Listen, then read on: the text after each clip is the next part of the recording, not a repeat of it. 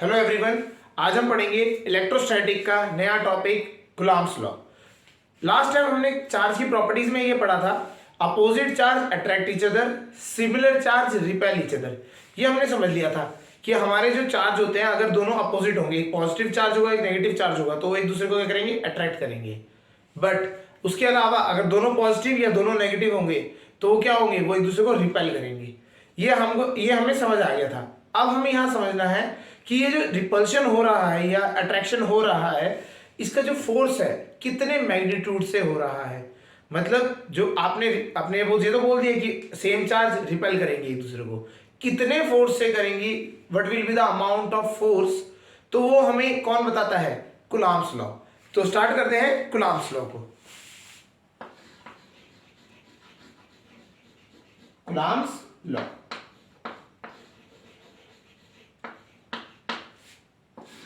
Coulomb's scientist हैं जिन्होंने ये लॉ दिया था, एंड यही वो साइंटिस्ट हैं, इन्हीं के नाम पे हमने चार्ज की यूनिट, जो हम चार्ज की यूनिट बात करते हैं कूलॉम्स में, तो वो कूलॉम इन्हीं के नाम पे दी गई है।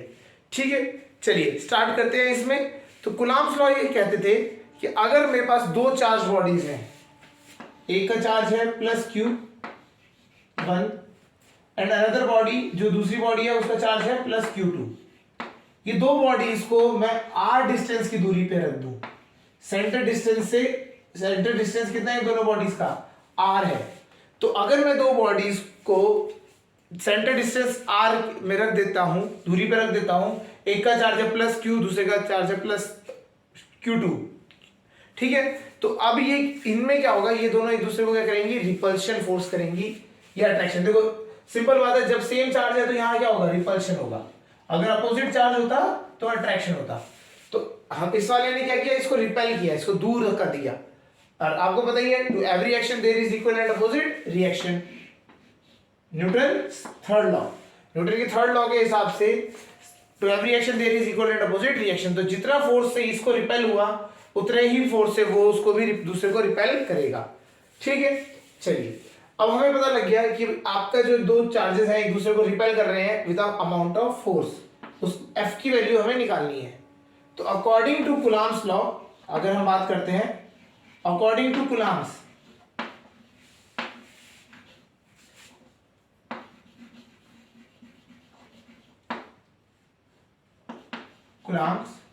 Law,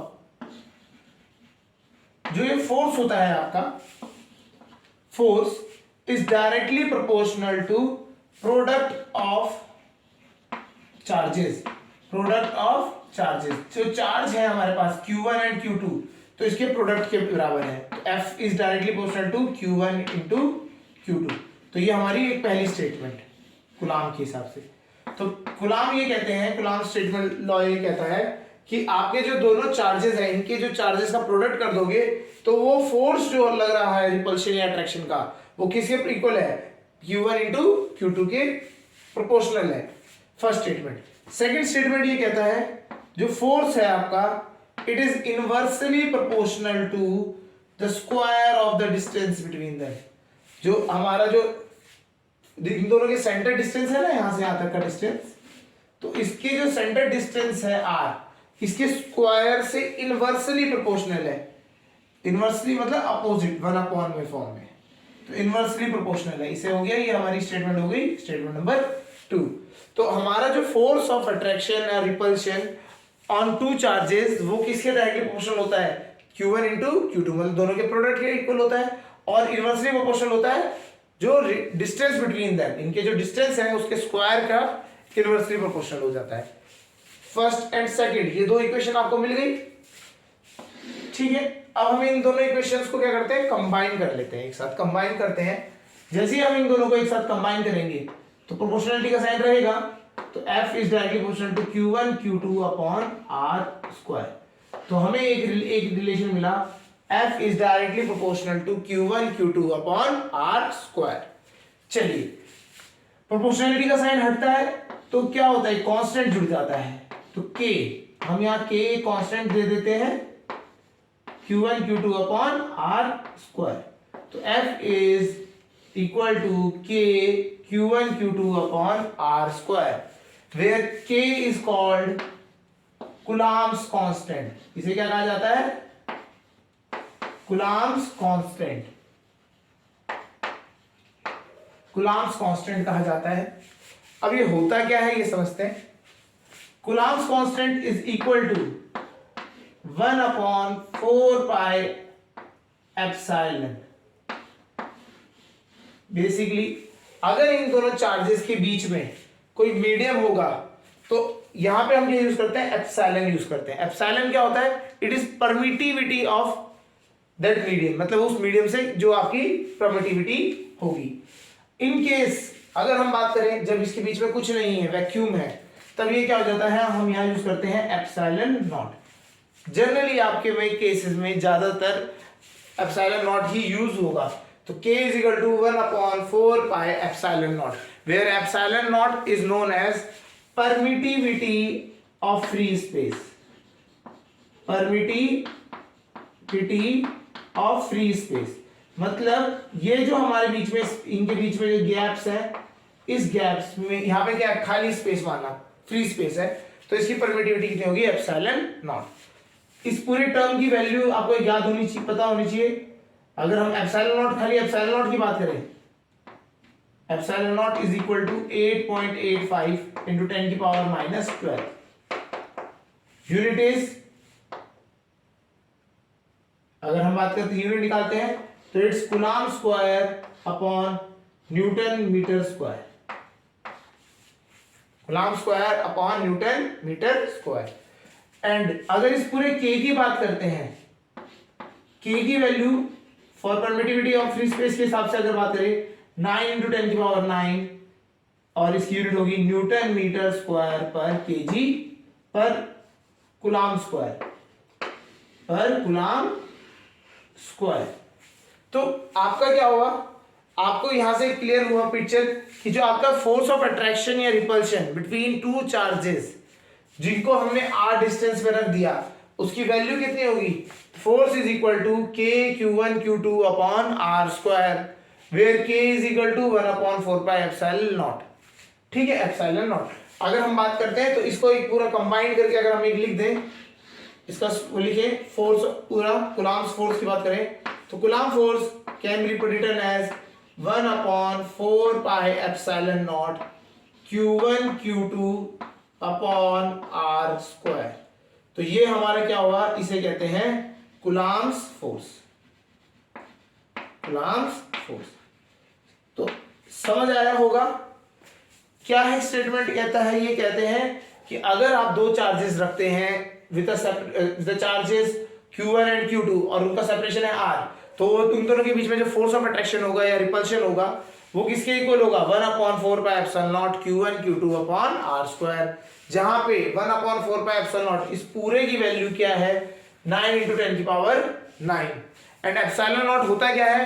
permittivity of free space, permittivity of free space, कि इसके बीच में अगर हम स्पेस फ्री है, मतलब वैक्यूम कुछ भी नहीं है, तो उसकी जो आपको परमिटिविटी, वहां से परमिशन कितनी है, अलाउ है, तो उसको दिखाता है एप्सिलॉन नॉट। उसकी वैल्यू है 8.85 इंटू 10 की पावर -12। तो ये आपका एप्सिलॉन नॉट परमिटिविटी को शो करता है। ठीक है, चलिए, तो हमारे को इस तरीके से कूलम्ब लॉ आपको मिल गया। तो कूलम्ब लॉ का अगर हम फॉर्मूला ये लिख लें तो F is equal to 1/4 pi epsilon naught q1 q2 upon r square, ये हमारे को मिल गया। ठीक है, अच्छा हमें एक चीज समझनी है यहाँ पे, फोर्स जो होता है, force is a vector quantity, force is a vector quantity. तो हम इस पूरे कूलम्ब लॉ को इन वेक्टर फॉर्म में लिखते हैं, तो इसको हम समझते हैं coulomb law in vector form. चलिए, नेक्स्ट टॉपिक जो है हमारा coulomb law in vector form. हम वेक्टर की फॉर्म में बात करते हैं।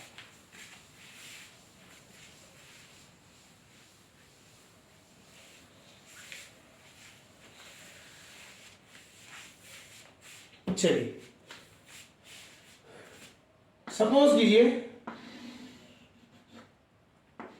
एक चार्ज रखा है यहां पे, अगर मैं उसको ओरिजिन से वेक्टर उसकी डायरेक्शन लूं, position vector, that is r1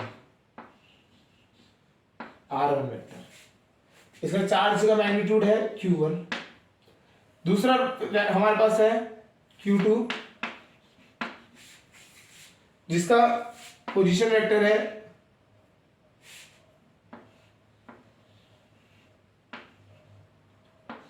R2। ठीक है, हम इन दोनों को ज्वाइन कर लेते हैं। ओके, तो हम ये ऐसे दिखा देते हैं R वेक्टर 1 2 2, R1 2 2। ठीक है, चलिए तो अब हम बात करते हैं, यहां से हम सीधा निकाल सकते हैं। पहले तो R1 2 2 निकाल सकते हैं by using vector 1 2 2 is equal to क्या हो जाएगा, ट्राइंगल लॉ लगाएंगे। ट्राइंगल लॉ क्या हुआ है, यहां से आप देख सकते हैं R1 plus R2 1 2 is equal to R2। तो यहां से अगर हम पूरा लिख देते, चलिए R1 2 plus R1 is equal to R2 vector. तो यहां से R1 2 का फॉर्मूला आपको निकल के आता है, that will be R2 minus R1। तो हमें ये डायरेक्शन मिल गई आपको, अगर हम बात करें डायरेक्शन मिल गई। चलिए अब नेक्स्ट अब आता है, हम इस पर क्या लगाते हैं, कूलम्ब्स लॉ लगा देते हैं। कूलम्ब्स लॉ क्या स्टेट करता है, according to Coulomb's law force vector F is equal to 1/4 pi epsilon naught Q1 into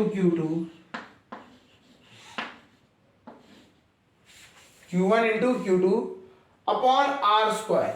जो इनके बीच का क्या है, अगर हम बात करें इनके बीच का जो गैप है इसका स्क्वायर। ठीक है, तो मैग्नीट्यूड ऑफ R12 इसका स्क्वायर अगर हम बात करें तो ये होता है। अब हमें क्या इसकी डायरेक्शन शो करनी है, तो हम हमारे को एक चीज याद रखनी है, जो direction of the force is always along the line joining the centre of the two charges. जो दो चार्जेस हैं एक इस कोने में और एक दूसरे कोने में, तो जो डायरेक्शन होगी आपकी वो हमेशा क्या होगी, along the line joining the centres of the two charges. दोनों चार्जेस के सेंटर को ज्वाइन करती हुई लाइन होनी चाहिए। तो ऑब्वियसली वो कितना है, वो क्या डायरेक्शन होनी चाहिए, उसकी डायरेक्शन होनी चाहिए R12 की तरफ। तो हम क्या करते हैं, हम इसके साथ मल्टीप्लाई कर देते हैं डायरेक्शन वेक्टर किसका, R12। तो डायरेक्शन वेक्टर क्या होता है, direction vector is the vector divided bye उसके मैग्नीट्यूड से हम डिवाइड कर देते हैं।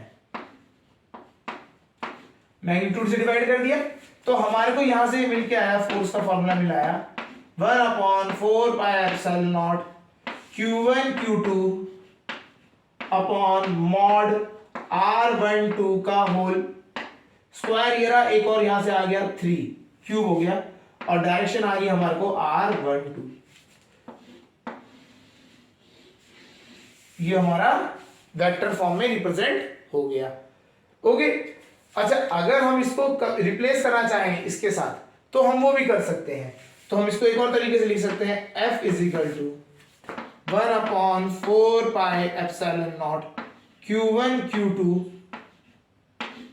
ये R12 क्या था, R12 is equal to R2 position vector minus R1 position vector divided by mod of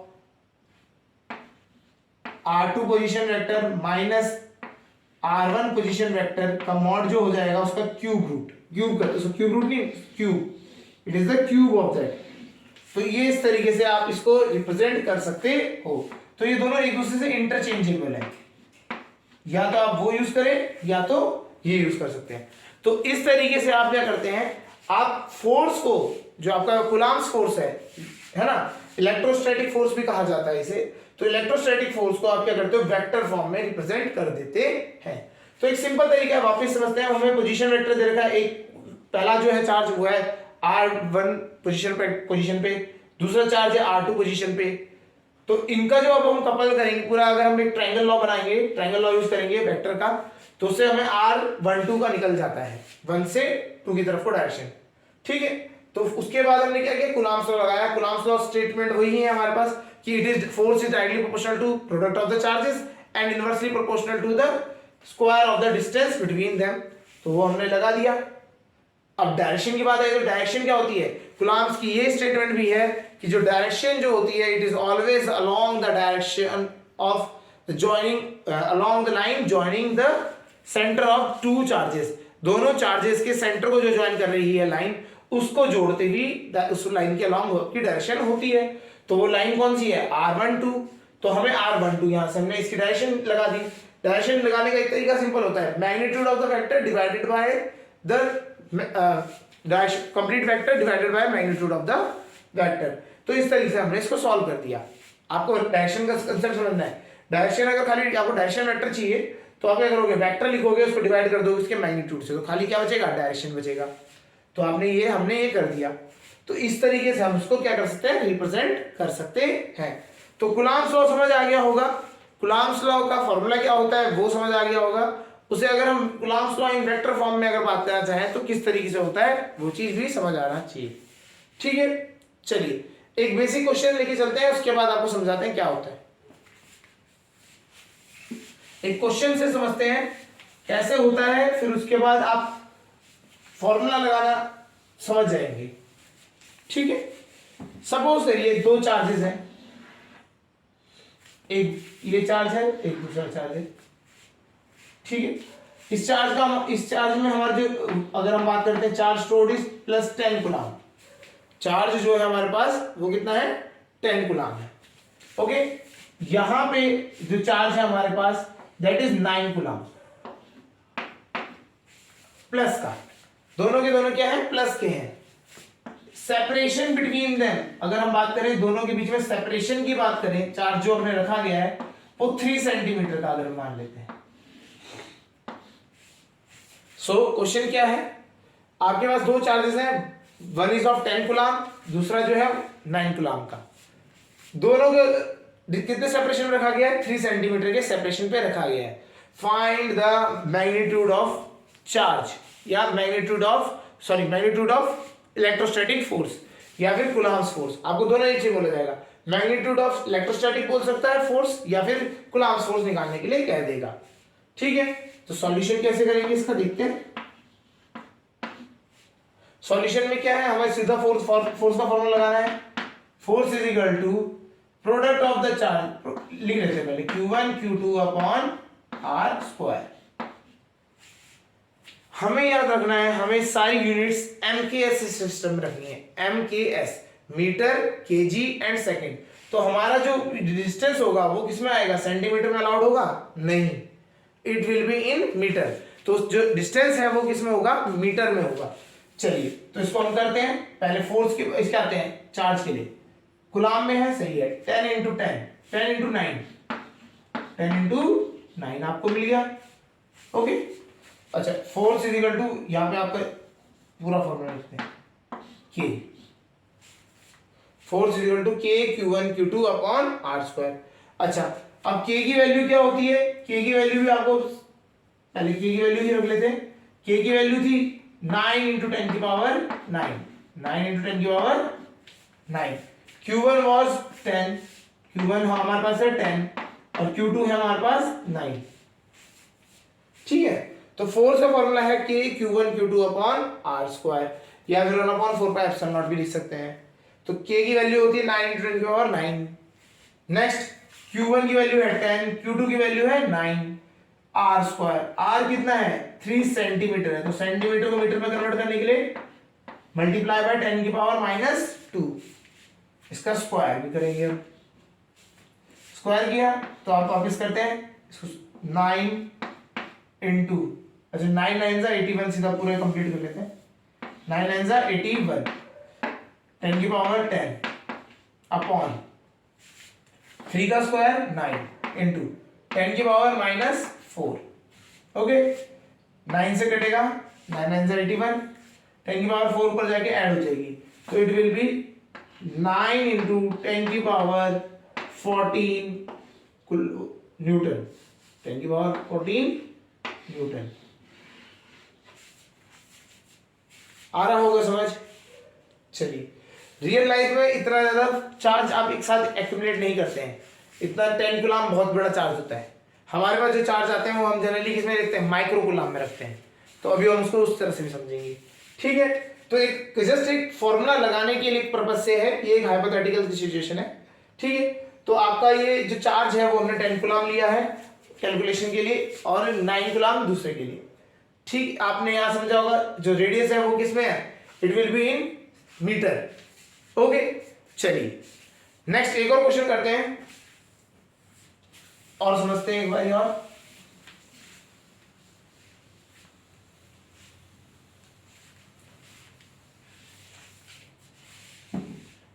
इस बार क्या है, फिर से आपके पास दो चार्जेस हैं, इस बार थोड़ा रियलिस्टिक लेते हैं। 6 माइक्रो कूलाम, पहले में आपके पास चार्ज कितना है, 6 माइक्रो कूलाम। सेकंड जो है वो आपके पास है 3 माइक्रो कूलाम, 3 माइक्रो कूलाम। और इन दोनों का जो सेपरेशन रखा गया है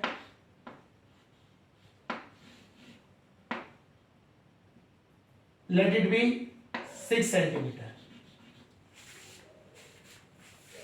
6 सेंटीमीटर की दूरी पे इनको रखा गया है, ओके। तो हमें क्या निकालना है, वो अमाउंट ऑफ इलेक्ट्रोस्टैटिक फोर्स, वो इलेक्ट्रोस्टैटिक फोर्स निकालने के लिए कहा गया है, तो निकालते हैं। तो amount F is equal to K Q1 Q2 upon R square. Values रखते हैं, K की वैल्यू 9 इंटू 10 की पावर 9, Q1 ये माइक्रो है, माइक्रो मीन्स 10 की पावर -6, तो इसका क्या हो जाएगा 6 इंटू 10 की power -6 micro coulomb. Next is Q2, Q2 के लिए कितना हो जाएगा 3 इंटू 10 की पावर -6, ओके। रेडियस क्या है आपका 6 इंटू 10 की पावर -2 का होल स्क्वायर। सेंटीमीटर को किस में कन्वर्ट कर रहे हैं, मीटर में कन्वर्ट कर रहे हैं। चलिए साथ साथ करते हैं, 10 की पावर 9 और ये कितना हो गया 12 हो गया, तो ये आपका आ गया 9 इंटू 6 इंटू 3 इंटू 10 की पावर -3, 10 की पावर -3, 6 सेंटीमीटर का स्क्वायर 6 6 36, तो दो बार लिख देते हैं अभी क्योंकि कट जाएगा। 10 की पावर -4, 6 से 6 कटा, 3 2 6, ओके, 10 की पावर -1 हो जाएगा। ये ऊपर गया आपका, तो 90/2 45 न्यूटन। इस बार कितना न्यूटन आ रहा है आपका 45 न्यूटन। तो जो आपका दो चार्जेस हैं आपने उनको 6 सेंटीमीटर की दूरी पर रखा है आपने, 6 माइक्रोकूलाम एंड 3 माइक्रोग्राम उसके मैग्नीट्यूड्स थे चार्जेस के। तो आपका फोर्स ऑफ इलेक्ट्रिक अट्रैक्शन, यहाँ पे अट्रैक्शन है रिपल्शन है बेसिकली, अगर ये दोनों के दोनों पॉजिटिव है तो ये रिपल्शन होगा यहाँ पे, अगर एक नेगेटिव होता तो ये क्या करते हैं अट्रैक्शन कर रहे होते। तो आपको बस ये ध्यान रखना है कि फोर्स ऑफ अट्रैक्शन होगा या रिपल्शन होगा, उसके लिए क्या है चार्ज का मैग्नीट्यूड देखना पड़ेगा आपको। दोनों के दोनों सेम चार्ज है तो वो क्या करेंगे रिपेल करेंगे, और दोनों में अपोजिट चार्जेस हैं तो वो क्या होंगे अट्रैक्ट करेंगे। ये क्लियर हो रहा होगा पॉइंट यहां से। चलिए अब आगे बढ़ते हैं।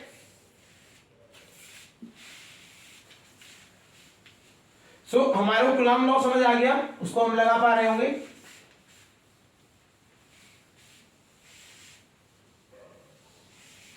चलिए अब हमारा आता है, अब हम यहां बात करते हैं कूलॉम्स लॉ की लिमिटेशंस के बारे में। कूलॉम्स लॉ की लिमिटेशंस होती हैं उसको हम थोड़ा समझ लेते हैं।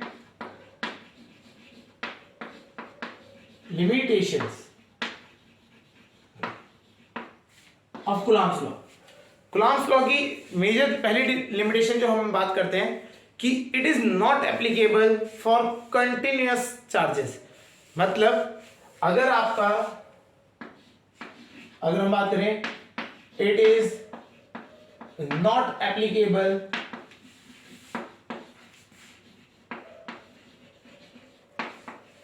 For continuous charges. Continuous charges कैसे होते हैं, जैसे हम लाइन चार्ज की बात करेंगे, कोई स्फेरिकल बॉडी है, सिलेंडर, उसके ऊपर चार्ज रख रखा है हमने पूरे में, तो ये उस पर एप्लीकेबल नहीं होता। ये कूलम्ब्स लॉ जो होता है it is only applicable for point charges. ठीक है, कैसे समझते हैं? एक रॉड है, इसमें चार्ज लगा हुआ है, एप्लीकेबल है इस पे? नहीं।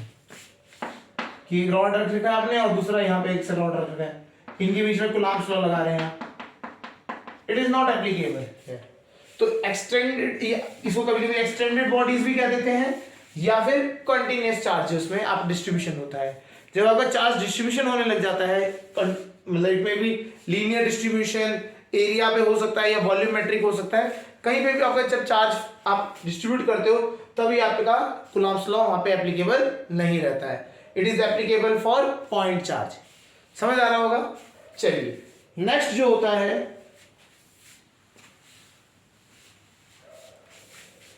नेक्स्ट जो है it is applicable when the charges are at rest, when the charges are at rest, जब चार्जेस क्या होते हैं? रेस्ट पे होते हैं। इसका मतलब क्या है समझते हैं। सपोज करिए कि हमने इलेक्ट्रोस्टैटिक तो बात ही कर रहे थे कि हम चार्ज हमारा रेस्ट पे होगा, एक चार्ज आपका मूव करने लग गया। इसको इंटरप्रेट करना थोड़ा समझते हैं, कैसे इंटरप्रेट करेंगे हम इसको। कि अगर एक चार्ज है, ये मूव करने लग गए, सपोज करिए दोनों चार्ज मूव करने लग गए, दो चार्ज हैं ये मूव करने लग गए, तो इनके बीच में आपका जो कूलम्ब्स लॉ लगा सकते हैं? नहीं लगा सकते आप। तो यहाँ पे आप क्या है, दो चार्जेस जो है वो क्या होने चाहिए? बोथ एट रेस्ट होने चाहिए, बोथ एट रेस्ट। अगर एक भी रेस्ट में है तभी भी ये एप्लीकेबल है। समझ आ रहा होगा कि आपका ये क्या है, दोनों चार्ज मूव करते हुए आपको अगर जैसे मूव कर रहे दोनों, तो यहाँ पे कूलम्ब्स लॉ एप्लीकेबल नहीं रहता। तो ये उसकी लिमिटेशन है। तो it is applicable when the charges are at rest, both charges. ठीक है, एक चार्ज मूव कर रहा है एक रेस्ट पे है तभी भी एप्लीकेबल हो जाएगा। ठीक है, तो लिमिटेशंस होती हैं हमारी ये दो। ओके, अब हम यहाँ पे क्या होता है, नेक्स्ट चीज समझते हैं। हमारा जो इलेक्ट्रोस्टैटिक फोर्स है या कूलम्ब्स फोर्स की हम जो बात कर रहे हैं, it is quite similar to gravitational force. अगर हम बात करते हैं ग्रेविटेशनल फोर्स के लिए, ग्रेविटेशनल फोर्स के बारे में बात करें, तो जो ग्रेविटेशनल फोर्स का फॉर्मूला होता है, अगर आप देखेंगे F is equal to G m1 m2 upon R square, ये फॉर्मूला और यहां पे ये वाला formula K Q1 Q2 upon R square, काफी सिमिलैरिटीज हैं इनमें। तो हम क्या करते हैं, इनको कंपेयर कर लेते हैं। तो कंपैरिजन करेंगे, अगर हम बात करते हैं ग्रेविटेशनल फोर्स और इलेक्ट्रोस्टैटिक फोर्स, इन दोनों की कंपैरिजन में बात करें, सिमिलैरिटी, पहले सिमिलैरिटी देख लेते हैं।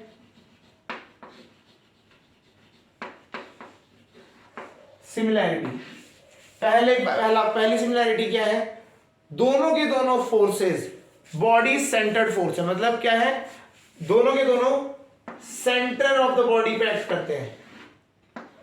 चार्ज के जैसे यहां पे क्या है, ये चार्ज के सेंटर पे लगता है। इसी तरीके से ग्रेविटेशनल फोर्स क्या होता है, आपका बॉडी के सेंटर पे जाके एक्ट करता है। तो they both our body centred, मतलब आपका कहां पे ऐड होगा, ये फोर्स एक्ट कहां हो रहे होंगे, बॉडी सेंटर्ड में होंगे। तो ये दोनों के दोनों फोर्सेस हमेशा क्या हाँ लगते हैं, बॉडी के सेंटर पे लगते हैं। तो ये बॉडी सेंटर्ड फोर्स है, सिमिलैरिटी। सेकेंड सिमिलैरिटी अगर हम बात करें,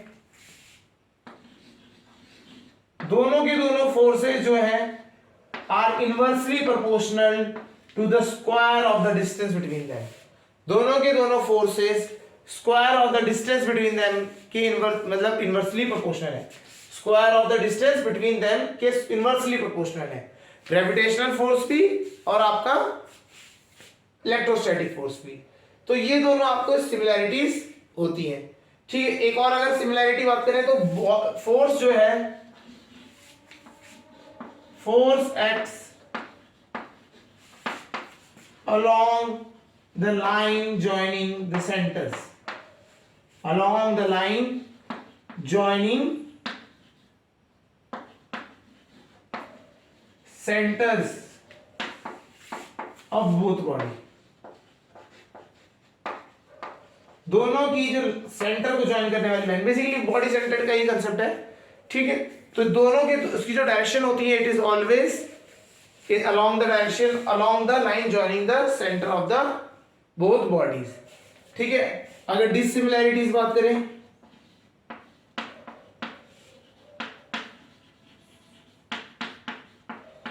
डिसिमिलैरिटीज में आते हैं, gravitational force is a attractive force. Gravitational force कौन सा है? एक अट्रैक्टिव फोर्स है। बट इलेक्ट्रोस्टैटिक फोर्स जो होता है, it is attractive as well as repulsive. तो ये दोनों तरीके से एक्ट करता है। तो यहां पे हम बात करें, ग्रेविटेशनल फोर्स इज अट्रैक्टिव, वो क्या है?